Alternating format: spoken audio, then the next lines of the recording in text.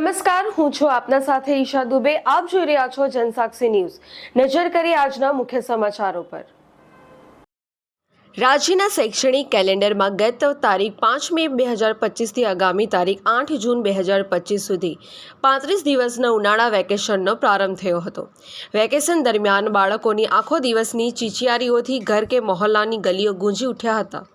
Mobile games, TV ગેમ્સના વર્તમાન યુગમાં ઉનાળુ વેકેશન દરમિયાન બાળકોના હાથમાં મોબાઈલ જેવા ડિજિટલ સ્વાભાવિકપણે જોવા મળે છે, પરંતુ માનસિક અને શારીરિક કવાયતના ભાગરૂપે નિર્દોષ અને પ્રફુલ્લિતતા આવે તેવી દેશી રમતો પર્વતે નવી પેઢીના બાળકોને વાળવાના પ્રયત્નો આદરવાની પહેલવાલી વર્ગે કરવી જરૂરી લાગી હતી. પરંપરાગત અને દેશી રમતો અંત તરફ હોય તેમ લાગી રહ્યું છે. વિસરાતી જતી દેશી અને બાળ રમતોને પુનઃ જીવિત કરવાને નિષ્ઠાપૂર્વક આયામો કરવા આ ફરજ શાળાના સંચાલકો પણ સૂચકતા આવ્યા છે. જોકે આ વખતે અંકલેશ્વરની કેટલીક શાળાઓએ વેકેશન પ્રવૃત્તિઓના ભાગરૂપે આ દિશામાં આવકારદાયક પ્રયત્નો હાથ ધર્યા હતા.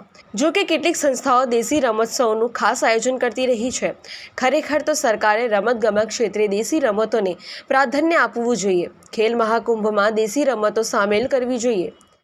તાજેતરમાં શૈક્ષણિક વર્ષમાં ઉનાળુ વેકેશન પડ્યું અને ખાસ કરીને આપણે જોઈએ તો જે આજકાલની નવી પેઢીના બાળકો છે તે આપણી જૂની દેશી રમતો કે જે શરીરને પ્રફુલ્લિતતા આપે કે કંઈક એક્ટિવિટી બાહ્ય રીતે એક્ટિવિટી થાય, પરંતુ આજે જોઈએ તો વેકેશન દરમિયાન બાળકો લગભગ મોબાઈલ કે ટીવી કે વિડીયો ગેમ્સ કે એની અંદર ડિજિટમાં જ તેઓ રચ્યા પચ્યા રહ્યા.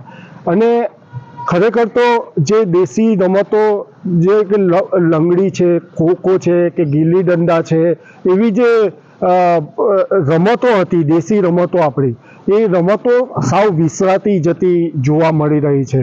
અને ખરેખર તો મારા મતે તો આપણો એ જે આપણી વાલીઓ છે, જે બાળકોના પિતા છે, માતા છે, એ લોકોનો વાંક કાઢવો જોઈએ.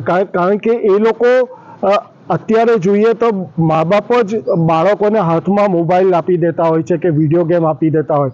ખરેખર તો મેદાન તરફ કે ગલીઓની અંદર જે રમાતી દેશી રમતો છે એ તરફ વાળવા માટે વાલીઓએ પ્રયત્નો કરવા જોઈતા હતા, જે અત્યારે થતા નથી. અને તેને પરિણામે આપણી જે દેશી રમતો છે તે સદંતર વિસરાતી જતી હોય તેવું લાગી રહ્યું છે. પિન્ટુ મોદી, જનસાક્ષી ન્યૂઝ, અંકલેશ્વર.